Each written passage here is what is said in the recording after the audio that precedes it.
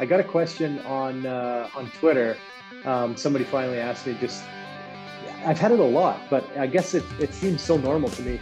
But they asked how do players know when to change on the ice? And like the changing on the fly thing is I Yeah. guess it's a big thing.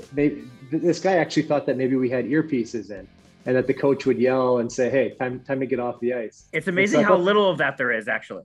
There's that none of that. so that was the other thing too. I'm like, why don't every line they have earpieces with their line mates? Every D partner has it with their D partner. Like that'd be kind of an interesting thing to have, so that you can give them a heads up and let them know where you are. Like imagine all the no look passes that would happen. It would be kind of sweet. So I mean, I like it without it because I almost feel like too much technology and too much data can like it takes the fun out of it.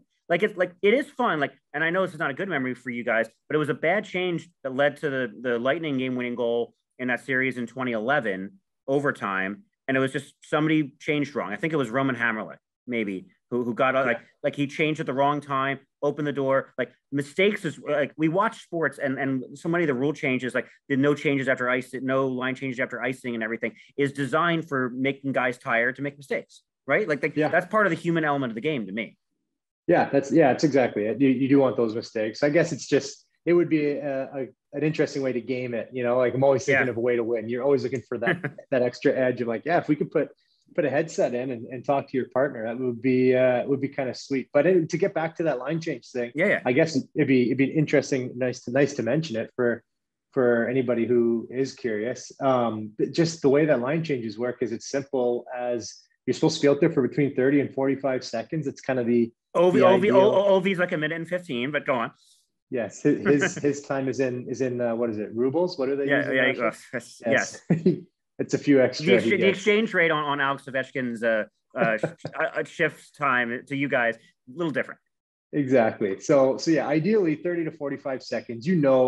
Like you're supposed to be going as hard as you can, and at that point is when you start getting a little winded. You're also changing depending on where the puck is in play.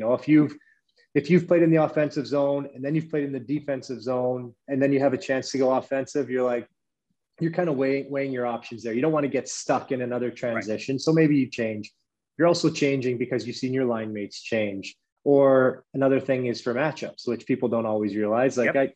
there was lots of times where I know I would take 20-second shifts because I would get out there maybe a little bit late and my matchup would change and you just get off the ice. So the whole a lot of times the key is you want to keep your average under 45 seconds because occasionally your coach will come in between periods and rip everybody who's over 45 seconds. So if you can add in a few 5-second shifts every now and then, just get out there for a face off and change.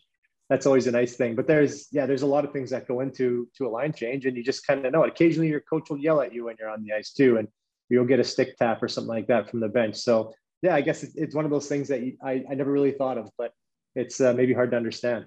It's a lot of yelling. It really just actually is just a lot of yelling half the Yeah, time. there's a lot of and like you said with the bad change with if it was Hammer, you have to change in the right position. Like guys Sure. sometimes are just like, yeah, I'm tired, I'm coming off right now, and next thing you know, a puck's turned over, or a forward doesn't get a puck in because there's maybe a little bit, there isn't enough awareness of how long his defense partners have been out there for, and instead of going hard dump, they just kind of flip it in and it gets knocked down, and next thing you know, you have an odd man rush or something like that. So yeah, it's one of the little quirks of the game that need to get better. And some coaches, to be honest, they don't give you the line combinations or who's up next quick enough.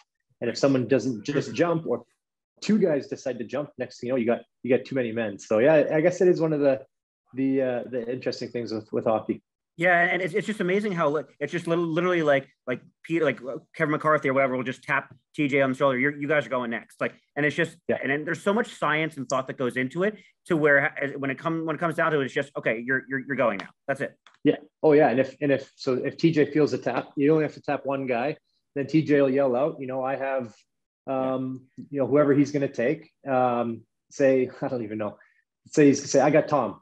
And then his line mates know, okay, TJ's going, I'm going too. And then they'll say, okay, I got so and so or whatever. And next thing you know, they come off. Someone yells right, and the right wing jumps over the boards. That's all it is. Or Right. even teams will do it so that you always want whoever's going to the far side. So if the left side of the ice is the far side, the left defenseman will always jump first, just so you can get over there and then switch. So yeah, I guess there's a lot that's happening behind the scenes, and it'd be fun actually just to at some point do just I guess the rules of hockey. Someone can write in if everyone wants to write in on Twitter or Instagram, whatever it is. Yeah, what questions do you have? Right. Yeah, rule explanations. We'll try and help you out and explain something if we can.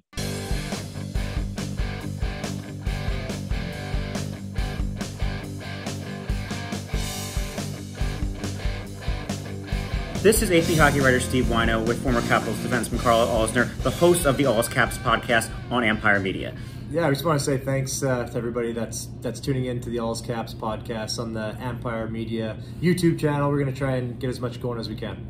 Well, we love doing the video stuff. I hope you also get a chance to listen to the John Keim report about the Washington Commanders. We're going to have John on at some point and do some cross-promotion, but please stay tuned to everything that we have on Ampire Media, on YouTube, and on Apple Podcasts and Spotify.